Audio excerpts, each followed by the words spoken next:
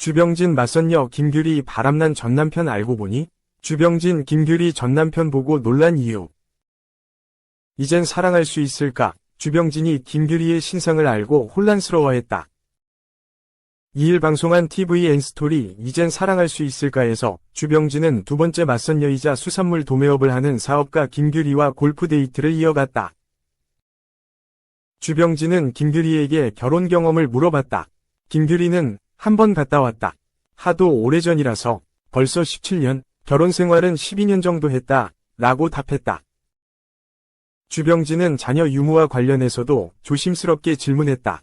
김규리는 자녀가 있다. 고 말했다. 두 사람에게 잠시 정적이 흘렀다.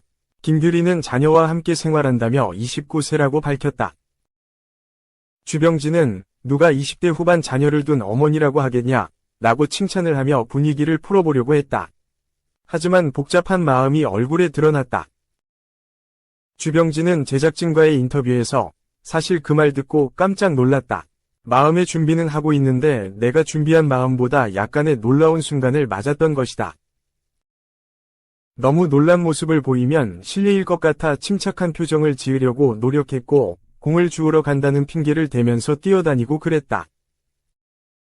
아무튼 작게 놀랐다. 라고 솔직하게 털어놓았다. 김규리는 미혼이고 결혼 경험도 없으시니 부담스러울 수 있을 것 같다. 라며 이해했다. 김규리는 29세 딸, 25세 아들을 뒀다며 둘 다 너무 착하고 바르게 잘 자라줬다. 뿌듯하다. 라며 울컥했다. 김규리는 큰애는 수학과 나와서 학원 원장을 하다가 대구 대형 학원에 스카우트돼서 인기 수학 강사다. 아들은 국문학과인데 과가 좀 마음에 안 드는지 휴학하고 카페에서 일하면서 창업을 준비하고 있다. 라며 미소 지었다. 이어 가장 힘든 건 아들이 사춘기. 중학교 때 혼자서 컨트롤하기에는 조금 힘들어서 많이 울었다. 남자애가 키도 크지 않냐? 190cm 되는데 중학교 때도 그랬다. 위에서 날 내려볼 때는 엄마로서 권위가 없는 것 같아 힘들었다. 애들을 양육하면서 애들 아빠 양육비도 있지만 부족하기 때문에 가정주부로 있다가 이혼 후에는 직장에서 10년 정도 일했다. 인정받아서 총괄직까지 했다. 대학교에 들어가서는 자기들이 장학금 받고 아르바이트도 하고 알아서 했다. 엄마가 하고 싶은 일을 하라고 하더라. 라고 들려줬다. 김규리는 이혼 사유에 대해 어떻게 한 가지 이유만 있겠냐? 큰 것은 6년 정도 연애하다가 결혼을 했다. 애들 아빠가 외형적으로 잘생기다 보니 나중에는 안 좋은 일이 있었다. 시집살이 하면서 많이 슬프고 울었는데 경상도 분인 엄마가 한번 시집을 가면 그 집 귀신이 되라라고 했다. 어쩔 수 없이 용서하고 살았는데 살아가면서 또다시 그런 일이 생기면 그때는 다시 생각해보겠다 하고 10년 정도를 살았다.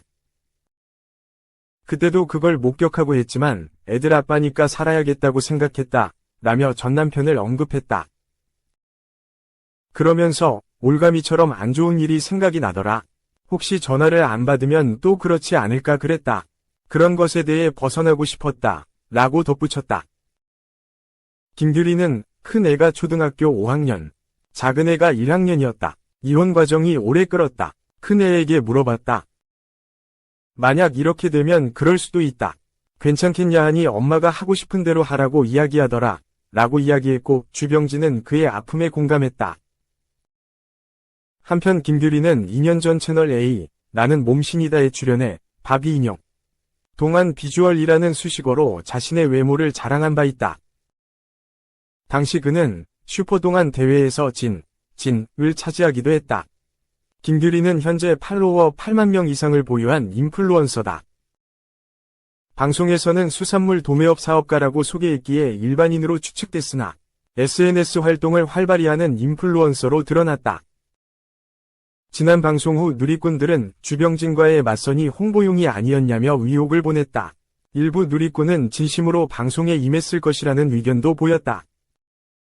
2. 신재은, 하트 조영구와 6년만 합방, 남편은 바닥에서, 한 침대는 부담, 퍼펙트 라이프. 신재은이 남편 조영구와 6년 만에 합방을 했다고 밝혔다. 4일 방송된 TV조선, 퍼펙트 라이프에는 MC 오지호, 현영과 이성미, 신승환이 등장했다. 이날 망사 스타킹을 신은 위례인의 사진이 공개됐다. 건강 상태는 4년 전 건강검진 후 현재 상태는 모르고 위 건강 안 좋다고. 전문의는 망사 스티킹 아무나 못 신는다. 하지정맥류 없을 때 저런 걸 신을 수 있다. 고 말하기도. 위례인은 11살 연상 남편 조영구의 아내 신재은이었다. 신재은은 조영구 씨와 17년째 같이 살고 있고 조영구 부인으로 활동하고 있다. 라고 소개했다. 신재은은 조영구의 출연에 대해 다른 방송 보니 부부가 같이 나오더라.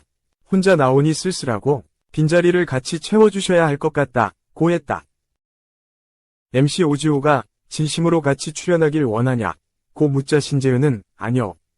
솔직히 혼자 다니는 게 편하긴 하다. 라고 말해 웃음을 안겼다. 신재은은 건강검진을 안 한 이유에 대해 코로나 이후에 모든 게 멈춰버린 것 같다. 하던 것도 안 하고 검진도 그때 멈추고 안 받았다. 지금은 안 좋은 게 나올까봐 무서워서 못 받겠다. 라고 털어놓았다. 조영구의 건강에 대해선 할 때마다 느끼는 건데 오래 살 것 같다. 오장육부가 깨끗하게 나온다. 아픈 곳이 없다. 고 했다. 현영은 조영구의 복근 사진에 대해 몸은 오지호처럼 완벽한데 이 사진 공개 후 연예계 3대 노안에 등극하지 않았냐? 라며 조세호, 정준하, 조영구를 언급했다. 현영은 건강 때문에 다이어트에 도전한 거냐? 라고 물었고 신재은은 조영구 씨가 저때 40대였는데 저런 반응을 생각하고 다이어트 한 건 아니었다. 한 다이어트 프로그램에서 1등 혜택이 괌 여행이었다. 라고 밝혔다.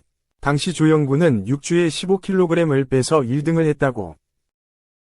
신재은은 그래서 괌에 갔는데 괌이 너무 아름답지 않냐? 조영구 씨만 보면 세상 우울하고 다 죽어가더라. 노화가 이렇게 무섭구나 싶었다. 로션 안 발라도 되는 촉촉한 나라인데 너무 메말라 있으니까 라고 말해 웃음을 자아냈다. 신재은은 나이도 40대라 갱년기고 머리카락이 지나다닐 때마다 빠져있고 피부도 거칠다 라며 노화가 걱정된다고 토로했다. 이후 신재은은 9월에 이사한 새 집을 공개했다. 아들에 대해 고등학교 1학년인데 사춘기가 심하게 왔다. 조영구 씨랑 점점 닮아간다. 말을 안 섞는다 라고 밝혔다.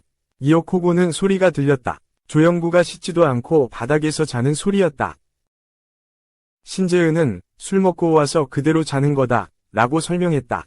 또한 신재은은 방을 합친 이유에 대해 이사와서 방이 한 칸 줄었다. 아이방을 없앨 순 없으니 우리 둘이 합치는 방법밖엔 없었다. 같이 자는 건 심적으로 부담이 되더라. 너무 갑자기 다가가는 건 아닌 것 같아서 조영구 씨가 바닥에서 자기 시작했다고 밝혔다. 3. 최희진 부. 파킨슨병 투병 중이었다. 자취 감추고 사라져 모퉁이를 돌면. 배우 최희진이 모퉁이를 돌면에서 이별을 마주하는 자세를 뭉클하게 그려냈다. 지난 3일 방송된 최희진 주연의 KBS 드라마 스페셜 2024 위 네 번째 단막극 모퉁이를 돌면 연출 이혜옥 극본 석연화 은 길눈 밝은 로드뷰 촬영팀 남자와 로드뷰에서 자신의 아버지를 발견한 길치 여자의 동행을 그린 멜로 드라마다.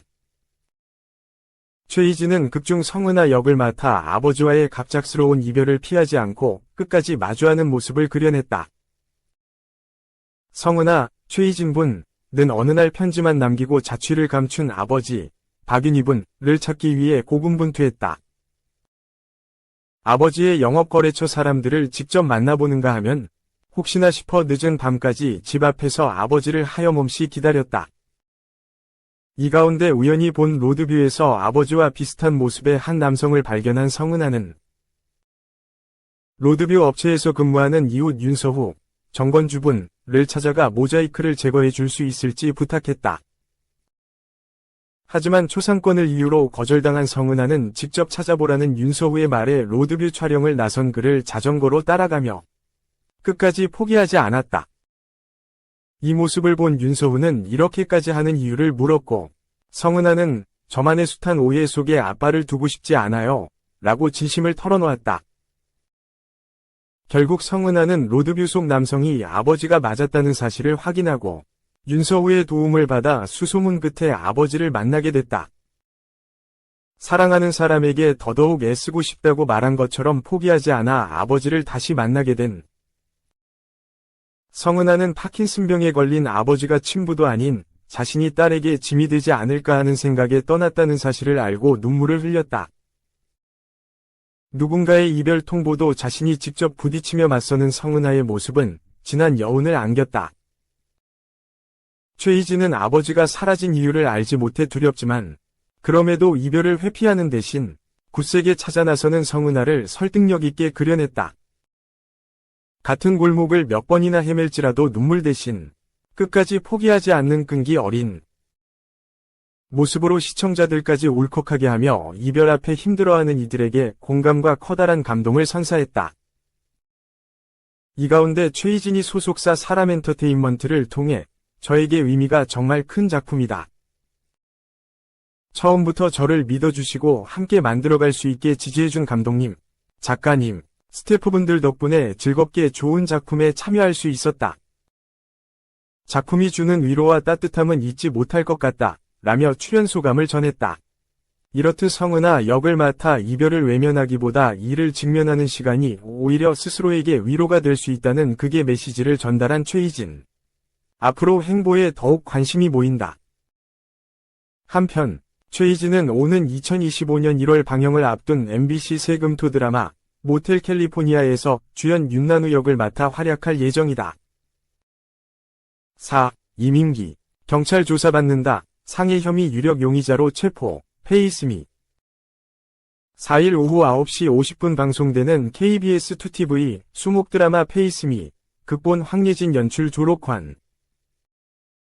9회에서는 차정우, 이민기, 가 이진석, 윤정일, 사건의 유력 용의자가 되어 체포를 당하는 위기에 처한다. 앞선 8회 방송 말미. 정우는 진석이 7년 전 사건과 관련 모든 사실을 알려준다는 말에 그의 집으로 갔고 잠시 뒤 이민영, 한지현 또한 집에 도착했다. 하지만 피를 흘린 채 쓰러져 있는 진석을 발견한 민영은 소스라치게 놀란다. 이날 방송에서는 정우가 사건 현장에 쓰러져 있는 진석과 한 공간에 있었기에 긴급 체포를 당하게 된다. 조사실에 끌려간 정우는 덤덤하게 현장에서 다급하게 빠져나가는 누군가의 발소리를 들었다고 진술하며 7년 전 사건과 관련이 있을 것으로 추측하는데 또한 형사 서강호, 이승우는 중간중간 대답을 하지 않는 정우를 의심스럽게 바라보지만 정우는 눈길을 피하지 않고 정면 승부한다. 한치위 물러섬 없는 이들 사이에 어떤 대화가 오고 갔을지 궁금증이 솟구친다. 그런가 하면 사건 현장을 목격한 민영은 범행 도구로 추정되는 물건과 족적, 혈흔 등을 세심하게 파헤친다. 민영 또한 이번 사건이 7년 전 사건과 연관이 있을 거라고 의심한다. 그러나 사건은 예상치 못하게 아이러니한 방향으로 흘러가 그 실마리를 어떻게 풀어나갈지도 관심이 쏠리는 대목이다. 페이스미 제작진은 7년 전 사건의 진범이라고 추정됐던 이진석이 피습을 당하면서 사건은 종잡을 수 없이 커진다. 정우와 민영은 이제까지 발생된 모든 사건의 연결고리를 찾고자 고군분투한다. 면서 사건을 추적하는 과정 또한 흥미진진할 것이다. 시청자분들도 이를 따라가면서 함께 추리하는 재미를 느껴보시길 바란다. 고 전했다.